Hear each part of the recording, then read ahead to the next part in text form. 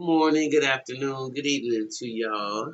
Welcome to the Mental House with me, your host, Khadija. This story captivated me in so many ways simply because I was there.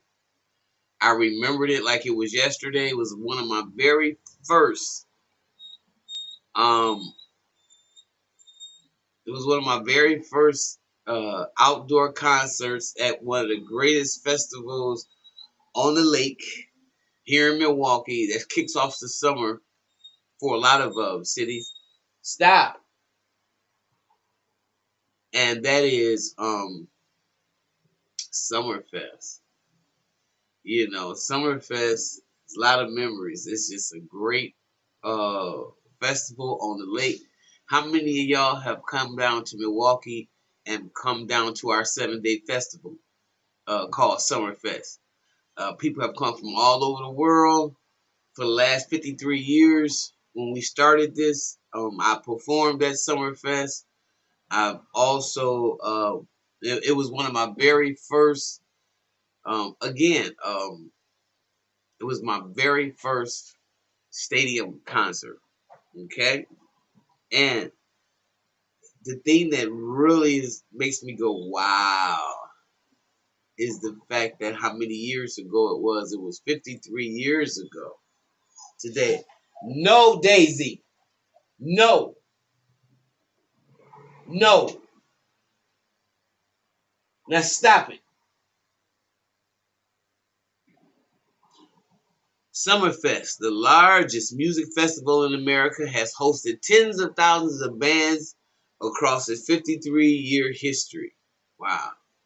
But there was never a performance quite like Sly and the Family Stones on July 26, 1970. Wow, a lot of y'all wasn't even born.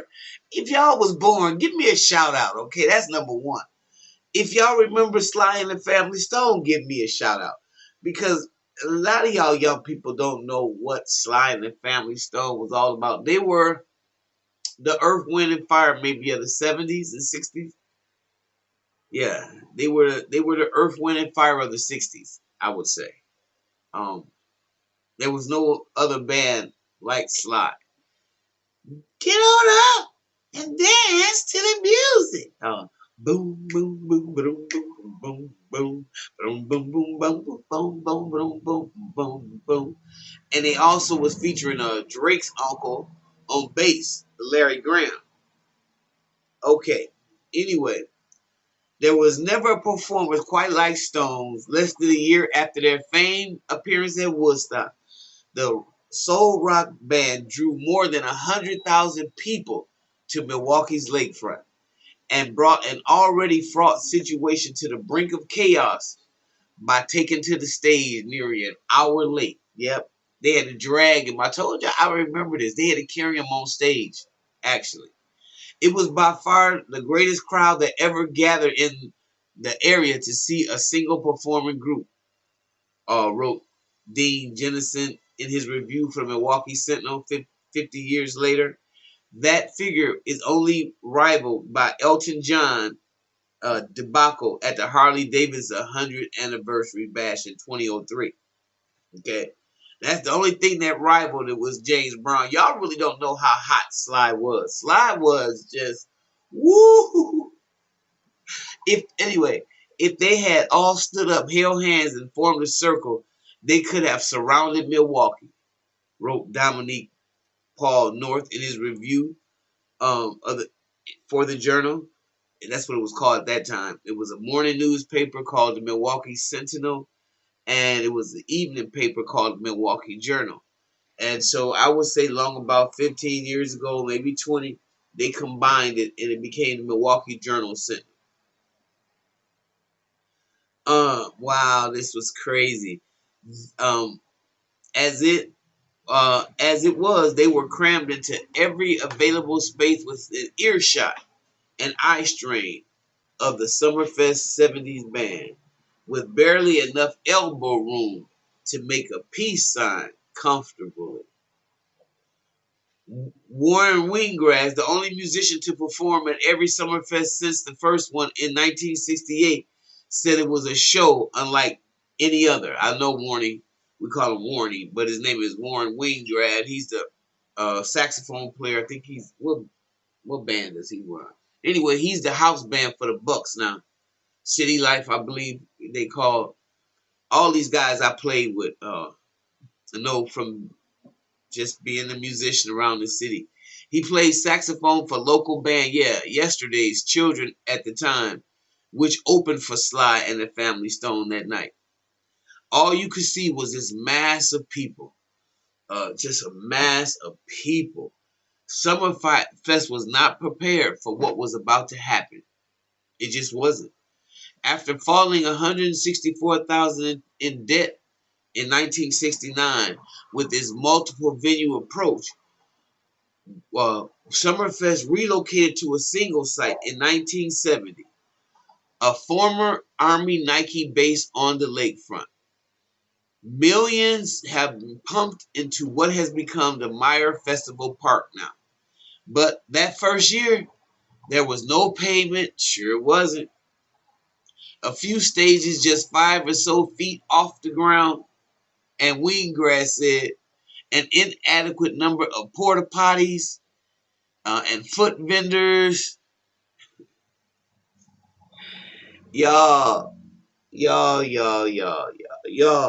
As Wheatgrass recalls, Summerfest ran an ad campaign in Chicago to try to boost its attendance, and the festival organizers assembled an impressive roster of artists, including James Brown, Chicago, Jose Feliciano, Sarah Vaughan, Bobby Sherman. A lot of y'all don't know who the hell Bobby Sherman is. Ramsey Lewis, Sun Goddess, and Buddy Guy, whose brother played at the one of the clubs here every week. Buddy Guy, what was his brother's name? I can't think his brother's name. Anyway, but Sly and his Family Stone was the festival's closing night act, and it was about as big as it could get. The band played Woodstock the previous summer and got plenty of screen time in Michael Watley's Woodstock film that was a blockbuster that spring. By early afternoon on July 26, a large crowd had gathered, North wrote for the Journal, turning the scene into a strong junior echo of Woodstock phenomenon. Yeah, it was like big. People were sprawled all over the 15-acre site, the Sentinel wrote. Marijuana smoke was so thick in the air that if they had been to shift the wind on a good share of the community of the Grand Rapids would have been fucked up. They might have gotten stoned. During yesterday's Children opening act, the fences, they had to keep people away from the stage 4 or 5 feet from the crowd. People just knocked them down. You could just see people's hands on the stage reaching out for stuff and everything. It was a little bit scary. North reported that 6 people fainted and had to be handed from person to person over the fence into the arms of police and off to the hospital. Babies and toddlers were also handed to safety, Jensen wrote. To make matters worse, Sly was late. Apprehensive over his escort and getaway arrangements, reportedly Stone was so anxious about the fence in the north of the stage was going to be dismantled. Okay, I didn't know that was one of his problems. Jensen reported that Stone only agreed to leave his suite of rooms at the Pfister Hotel after Summerfest officials sent over 3 limousines for his transportation, Wheatgrass said.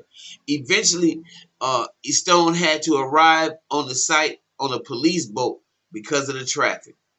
And I'm telling y'all, it was a night I'd never seen. And that's what made me more than that and watching Michael and them perform at Roosevelt was the biggest catalyst to me entering show business. I mean, I'd already been singing on the gospel scene for a long time, and I just wanted to change. And Sly changed my life just listening to his music. Everybody is a star. Oh yeah. Okay, let me stop. Uh, with the family stone running late, yesterday's children had to return to the stage for a bonus 45 minutes set, Winggrass said. After that second set, they were asked by the stage manager to play some more. I'm usually like, man, the torpedoes, full speed ahead. Uh, but after playing for such a long time on a hot and sticky night, we were dragging. I said, we need to have at least 10 minutes to get some water in us. During that break, Winggrass said he ended up on yesterday's children's bus, where someone in the Family Stone's entourage was nursing a baby, and children assistant manager was rolling the biggest joints known to man. That's how it was on George Clinton's bus. George Clinton, let me give you a shout out. I love you, brother. Oh my God. I ain't never partied so hard that when I partied with George Clinton. You talking about a bus that was so thick you could cut the van smoke with a knife. He said Sly will not go on stage unless he sees 20 joints. Winggrass said, at least 20. North wrote that people were mainly peaceful, with police reporting just a few arrests for disorderly conduct and marijuana possessions. No fights. Nevertheless, the huge crowd rose and dipped in, worried the masses of police. Now just think, 100,000 people and very few incidents. Now you can't even have 10,000 people without having 10,000 fights. And it's really sad that I feel bad for the young people that grew up in a world where all you do is fight. You don't know how to enjoy a concert or enjoy the music. And because for y'all, the cherry or the icing on the cake is the fight. That Lego, you grew up to the crescendo, to the fight. No, no. Elected officials were worried that the loudspeakers would topple or someone would be electrocuted on the voltage box in front of the stage. In the changeover from yesterday's children to Sly and the Family Stone, Wheatgrass recalling seeing 20 people on each speaker, stacked, crawling up there like monkeys. Local DJ Rob Reitman of WTOS and OC White. Rest in peace, my brother OC White. OC White was married to Sylvia White, who I have also did stories on. Her brother was Daniel Bell, who was shot by the police.